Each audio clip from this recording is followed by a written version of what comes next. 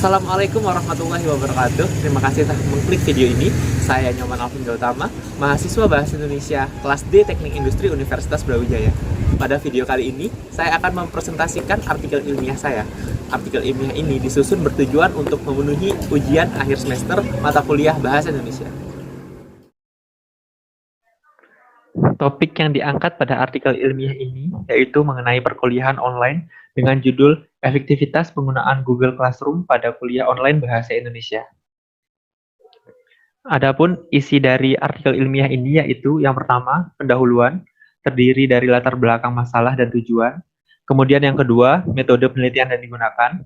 Yang ketiga, hasil penelitian dan pembahasannya. Yang keempat, simpulan berupa kesimpulan dan saran. Dan yang kelima yaitu daftar pustaka. Pendahuluan yang terdiri dari latar belakang masalah dan tujuan penelitian. Latar belakang dari penelitian ini yaitu perkembangan teknologi yang begitu pesat menuntut program pembelajaran dapat memanfaatkan teknologi dengan lebih baik. Perkembangan teknologi memberikan dampak berupa semakin beragamnya metode pembelajaran yang dapat digunakan untuk meningkatkan kualitas pendidikan. Salah satu bentuk perkembangan teknologi dan informasi yang dapat digunakan sebagai metode pembelajaran yaitu e-learning. Menurut Utami 2019, e-learning merupakan pembelajaran yang dapat memfasilitasi pembelajar belajar lebih luas, lebih banyak, dan bervariasi. Munir 2012 mengatakan bahwa melalui fasilitas yang disediakan oleh sistem tersebut, pembelajar dapat belajar kapan saja, di mana saja, tanpa terbatas oleh jarak, ruang, dan waktu. Pada jenjang perguruan tinggi, e-learning berupa perkuliahan online kerap dijadikan pembelajaran tambahan atau pengganti perkuliahan tatap muka konvensional yang tidak bisa dilaksanakan. Perkuliahan online dilaksanakan secara virtual antara dosen dan mahasiswa. Dosen dan mahasiswa dapat berkomunikasi melalui media sosial yang difasilitasi dengan komputer, internet, atau smartphone.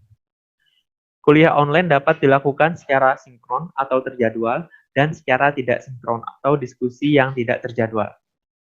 Sejak Maret 2020, metode pembelajaran dilaksanakan secara online oleh seluruh instansi pendidikan, salah satunya yaitu Universitas Brawijaya.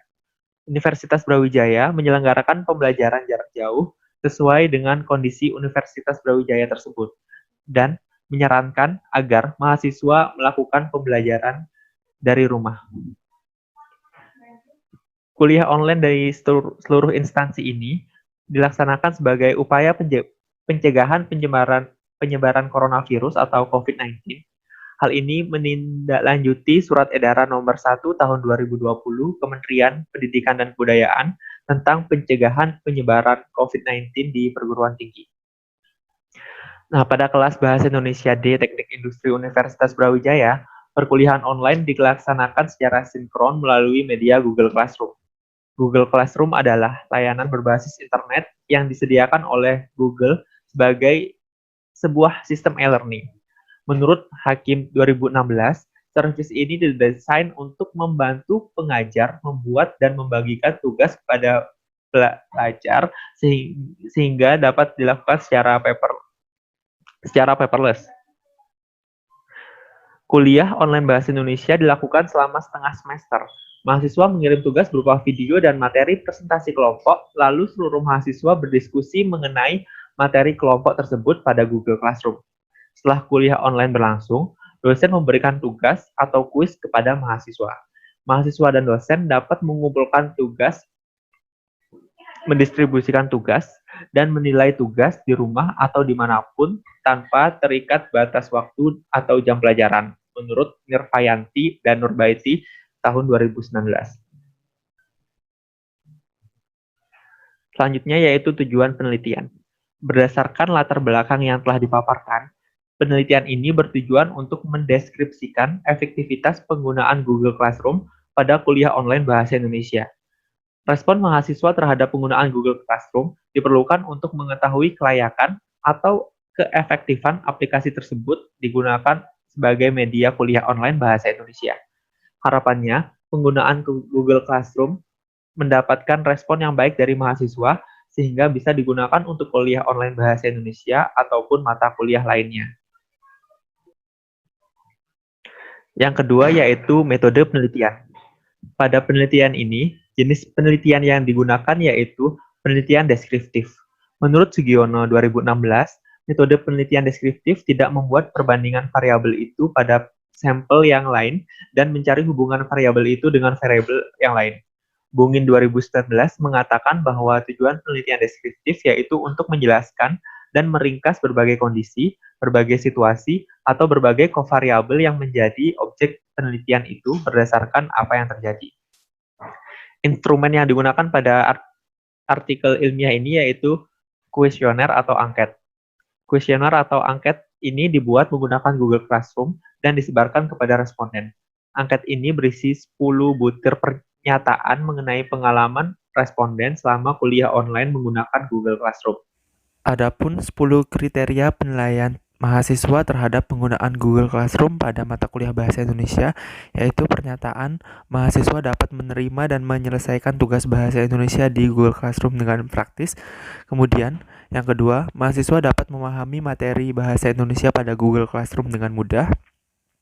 Kemudian yang ketiga, mahasiswa dapat mengunggah tugas Bahasa Indonesia berupa video dan dokumen lainnya dengan mudah. Selanjutnya, mahasiswa dapat melakukan presentasi kelompok tugas Bahasa Indonesia pada Google Classroom dengan efektif.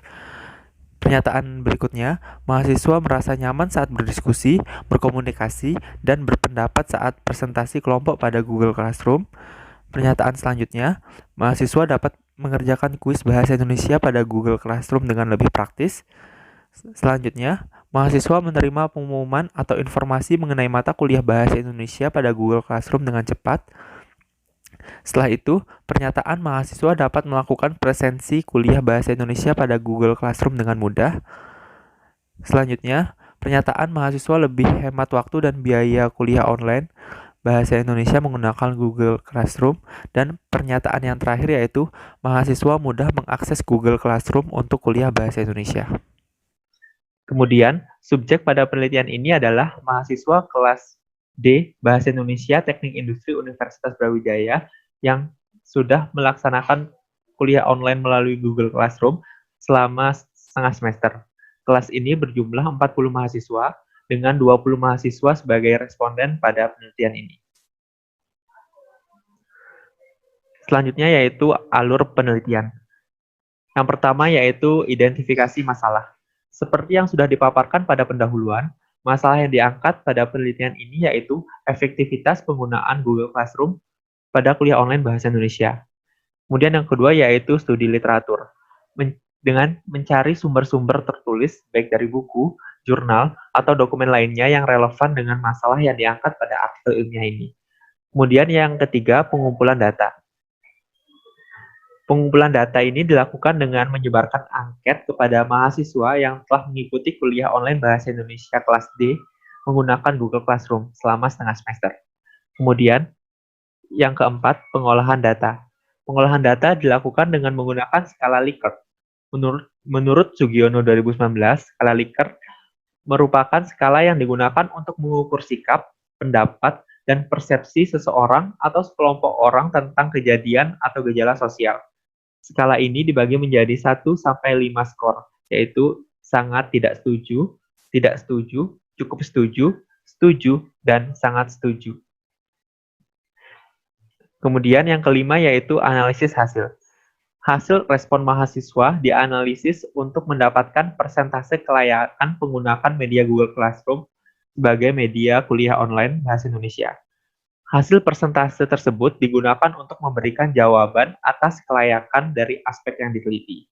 Kemudian yang terakhir yaitu kesimpulan dan saran. Kesimpulan berupa pernyataan singkat, jelas, dan sistematis dari keseluruhan penelitian, sedangkan saran berupa masukan yang baik yang dapat diberikan agar kedepannya lebih baik lagi.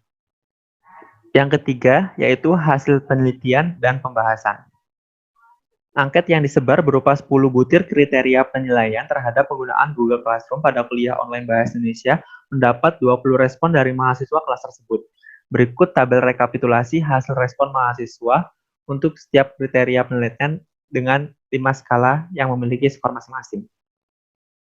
Bisa dilihat pada tabel hasil penelitian, pernyataan 10 menjadi pernyataan dengan respon sangat setuju terbanyak.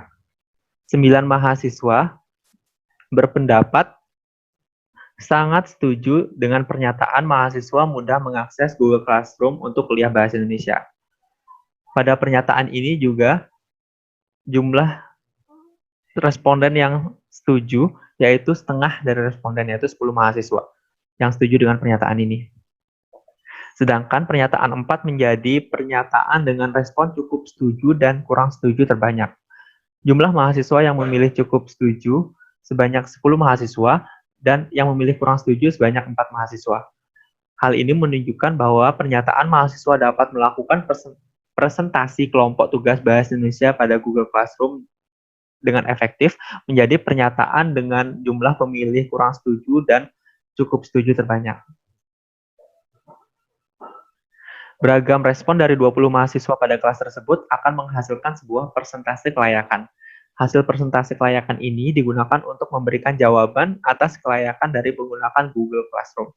Hasil penelitian, persentase kelayakan sebesar 76,8%. Berdasarkan kategori kelayakan menurut Arikunto 2009, bisa dilihat pada tabel, persentase ini berada pada interval 4, yaitu antara 61% sampai 80%, berarti dalam kategori layak. Hal ini menunjukkan bahwa penggunaan Google Classroom layak untuk digunakan. Berdasarkan hasil dari penelitian dapat dideskripsikan bahwa kuliah online melalui Google Classroom mudah diakses serta lebih hemat biaya dan waktu. Bisa dilihat pada gambar berikut, tampilan Google Classroom jelas dan tidak membingungkan sehingga mudah untuk diakses. Fitur-fitur yang ada pada Google Classroom ini juga mudah untuk dipahami. Nah, kemudian presensi ketika kuliah online di Google Classroom mudah untuk dilakukan. Dilihat pada gambar, ketika kuliah online berlangsung, mahasiswa menuliskan nama dan NIM mereka dan mengirim pada kolom komentar yang disediakan oleh dosen.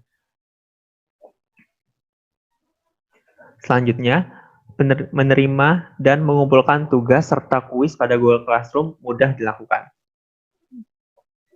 Seperti pada gambar ini, tugas dan kuis diberikan oleh dosen kepada mahasiswa muncul pada Google Classroom yang ditandai dengan adanya notifikasi. Mahasiswa dapat mengumpulkan tugas dan kuis yang sudah dikerjakan dengan mengunggah pada fitur yang tersedia. Di sini. Dengan begitu, mahasiswa tidak membutuhkan kertas untuk mengumpulkannya. Deadline pengumpulan tugas dan yang diberikan oleh dosen dan nilai dari tugas yang sudah dikerjakan mahasiswa dapat diketahui melalui Google Classroom. Hal tersebut sejalan dengan penelitian yang dilakukan oleh Nirvayanti dan Nurbaiti 2019 yang menjelaskan bahwa penggunaan Google Classroom dapat memotivasi mahasiswa dalam belajar.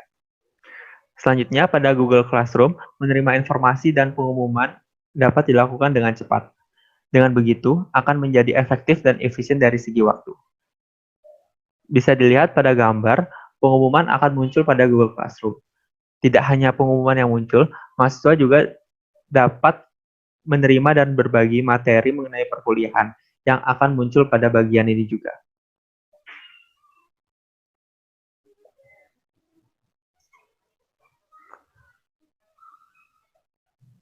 Yang selanjutnya yaitu hak presentasi dan diskusi pada Google Classroom cukup bahkan kurang mudah untuk dilakukan. Hakim 2016 mengatakan bahwa untuk membuat kelas menjadi lebih interaktif, pengajar bisa membuat sebuah pertanyaan secara online dan masing-masing pelajar bisa memberikan jawaban terhadap pernyataan tersebut. Namun, pada penelitian ini, mahasiswa merespon cukup setuju, bahkan kurang setuju, mengenai pernyataan kemudahan presentasi dan berdiskusi melalui Google Classroom. Gambar ini menunjukkan bahwa diskusi yang berlangsung pada kolom komentar dan hal tersebut dianggap kurang efektif oleh mahasiswa.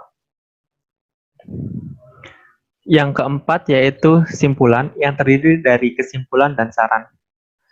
Adapun kesimpulan pada artikel ilmiah ini yaitu respon mahasiswa menghasilkan persentase kelayakan sebesar 76,8% yang termasuk dalam kategori layak. Hasil tersebut menunjukkan bahwa pembelajaran Google Classroom mendapatkan respon yang baik dari mahasiswa sehingga penggunaan Google Classroom ini efektif pada kuliah online bahasa Indonesia. Adapun saran yaitu kemudahan mahasiswa dalam memahami materi, presentasi kelompok, serta berdiskusi online perlu diperhatikan dan ditingkatkan agar media ini lebih efektif digunakan sebagai media pembelajaran online. Yang terakhir yaitu daftar pustaka. Daftar pustaka ini menjadi referensi penyusunan artikel ilmiah ini. Pada artikel ilmiah ini terdiri dari beberapa daftar pustaka yang bersumber dari buku dan jurnal.